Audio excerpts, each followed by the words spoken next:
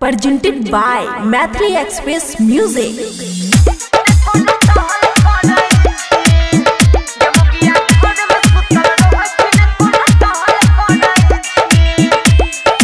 खुशी recording studio Baluaha. आगे शादी कोई के लेलो तोरा नहीं हमर कहल करै छी।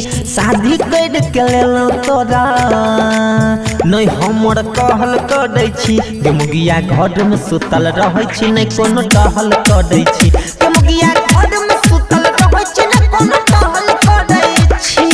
दहेजो नहीं देलको बाप जे तू ऐठल फिरै छी। दहेजो नहीं देलको बाप जे तू ऐठल फिरै छी। गे मुगिया घर में सुतल रहै छी नहीं कोनो टहल करै छी। गे मुगिया घर में सुतल रहै छी नहीं कोनो टहल करै छी।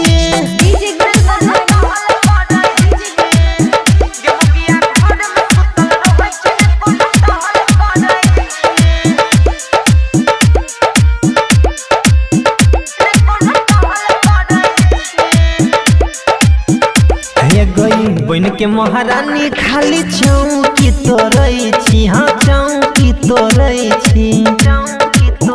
हाँ कहा मन कोनो सुजौ खाली तू ठुसै छी। हाँ खाली तू ठुसै छी। हे गई बन के महारानी खाली चौकी तोड़ै छी। कहा मन काज सुजौ खाली तू ठुसै छी। तोहरा कारण बाबू सहम गे बात बोली सुनै छी। तोहरा कारण बाबू सहम बात बोली सुनै छी। गे मुगिया घर में सुतल रहै छी नहीं कोनो टहल करै छी। गे मुगिया घर में सुतल रहै छी नहीं कोनो टहल करै छी।